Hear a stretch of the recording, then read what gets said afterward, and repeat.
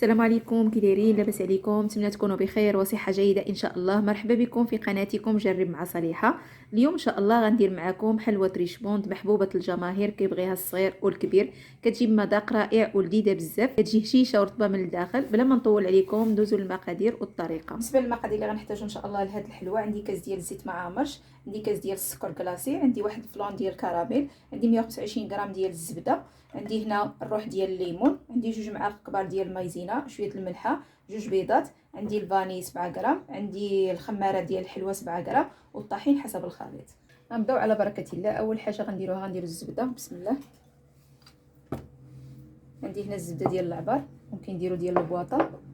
غنزيدو عليها مباشره السكر. هنا عندي السكر سبيسيال، ممكن تطحنوا ديروا الاخر. غنخدموا الاول مزيان الزبده مع السكر.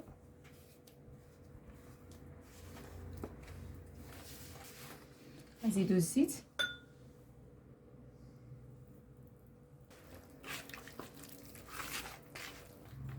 صافي. من بعد ما خلطت الخليط ديالي مزيان بهذه الطريقه، دابا غنزيد البيض.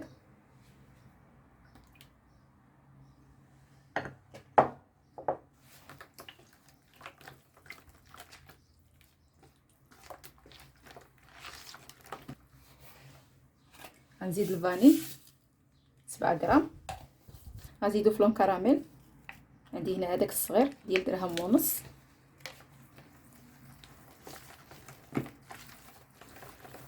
بالنسبه للنكهات ممكن تكتفيو غير بقشور ديال الحامض تحكوهم الا ما بغيتوش ديروا الفاني اولا هذا الفلون ديال الكراميل. حاولوا تحكوا الزبده ديالكم مزيان، الزبده تكون بحراره المطبخ. غنزيدو روح الحامض غير شويه وصافي، نخلطو مزيان. اختياري، ممكن ما ديروش، ممكن ديروا نتوما غير قشر ديال الحامض.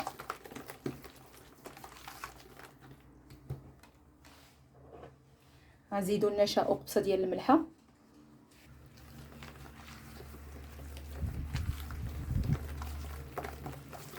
دابا غنبقاو نزيدو الطحين.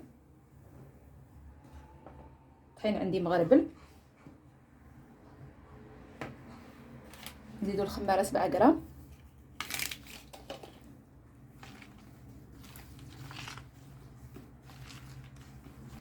ها هي العجينه ديالي من بعد ما جمعتها، هو القوام ديالها. دابا ان شاء الله غنشكلها كرات. بالنسبه للكرات انا كنوزنهم، كل كره كندير فيها 16 غرام.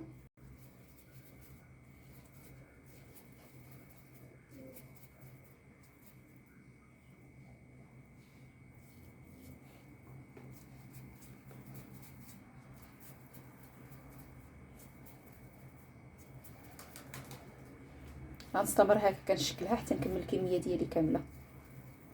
ها هي الحلوه ديالنا من بعد ما شكلناها. دابا ان شاء الله غندخلوها للفران اللي يكون سخون، ونقصوا ليه الحراره باش يطيبوا على خاطرهم.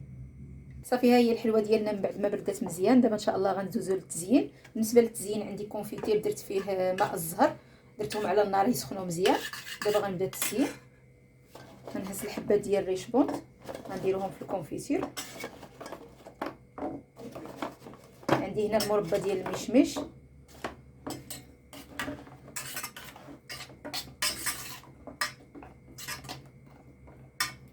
غنخليهم واحد 2 دقائق باش يشربوا شويه الكونفيتير، عاد غنهزوهم باش نديروهم في الكوك. صافي، هي الريشبون ديالنا من بعد ما شربت الكونفيتير مزيان. دابا غنحيدوهم ونديروهم في الكوك. نحاولوا نحيدوا الزوائد ديال الزائد ديال الكونفيتير عليهم باش ما يهز ليناش بزاف ديال الكوك. بهذه الطريقه بيديكم.